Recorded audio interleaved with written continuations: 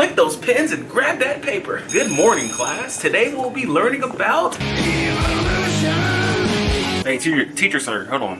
Why are we still learning about evolution in 2025? It's just some outdated man-made theory on how we got here. Well, Tim, since you're so smart, how about you share with the class why evolution is not true? Or would you rather have after-school detention for class disruption? Obviously, evolution explains us better than your non-existent sky daddy ever can. I'm not that smart. I'm just a guy that loves the truth. But in short, macroevolution is molecules to man without any intelligent intervention. I don't think that's true. And the reason isn't because the Bible doesn't mention it. It's because it doesn't work. There's modern science with evidence against it, actually. Okay, this is how it works. You have to show positive evidence that the universe is designed and positive evidence that there is an intelligent creator, or it's just another God of the gaps argument. Got it? Yeah, okay. Charles Darwin himself writes this. If it could be demonstrated that any complex organ existed which could not possibly have been formed by numerous successive slight modifications, my theory would absolutely break down. That's Darwin. He puts it to the test right there. With modern science today, here is Michael Behe. The question then becomes, are there any irreducibly complex systems in the cell? Yes, there are many. So are you saying Darwin debunked his own theory?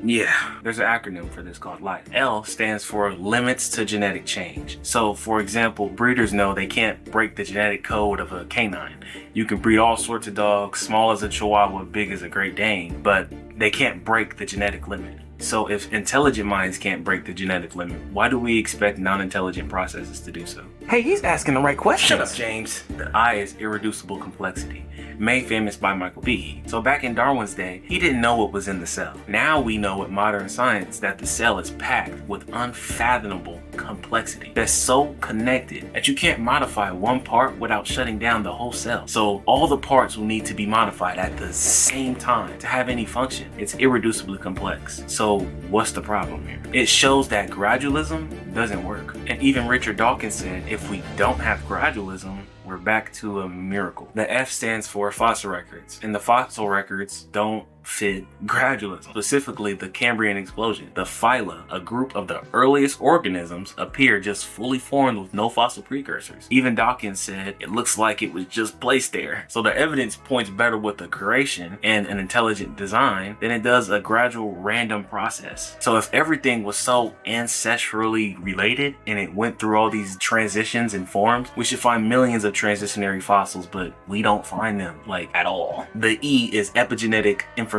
It's the idea that you can't mutate DNA and get a new body plan. You have to have the structure change as well. And DNA doesn't change the structure. That's the epigenetic information. It may sound pretty nerdy, but this is a more recent discovery. You can read a couple books on this. It's called Darwin's Doubt or The Return of the God Hypothesis. It'll give you even more clarification. But as it stands of today, theory of evolution no longer stands the test of time. It's nothing more than a theory. Why do some people still believe it? Because certain people have agendas and personal reasons why they want to come up for reasons for there being no creator. Where scientists tell you one thing, but science says otherwise. And even if it was to work by a miracle, like Dawkins' quote insisted, the very laws that drive it require a mind to drive it. So you're not getting rid of God. Even if macroevolution was true, it completely falls apart. Wow, I knew I wasn't no grade 8 monkey like Goku. I would have been a Super Saiyan by now. Hold on, yeah, class. I'm a supreme being made in the image of God. That's it? The evolution theory is just a weak theory that's no longer credible? Are you serious? I'm skeptical. How do you know this? I mean, when your FYP page keeps feeding you constant videos on how atheism is true and God is evil, and the truth of things gets pretty hidden away by your own biased algorithm. And you teach this garbage to kids who can't think for themselves, and God can help you with this like he did with us. He says in 2 Timothy, for God has not given us a spirit of fear, but of power and of love and of sound mind. So you won't be deceived by man and their personal agenda so easily. But yeah, you should have got the latest science update, a huge patch. Darwin's been nerfed. A biochemist, a mathematician, and a geophysicist, Michael Behe, John Lennox, and Stephen Meyer, explain why the advances in our knowledge about the cell over the past 100 years now make Darwin's original theory not only false, but impossible based on what we know now. Video of this scientific discussion in my description. I move off of facts of life, not false ideologies. Just because you don't want there to be a God. God actually explains our existence and how we have different races and languages much more accurately. He says that... Oh, maybe next time. There's the bell. Wait, class, I dismiss you, not the bell. Class, remain seated. I said I dismiss you, not the bell. Shut up. You think smart stuff is dumb and dumb stuff is smart. Change your mindset.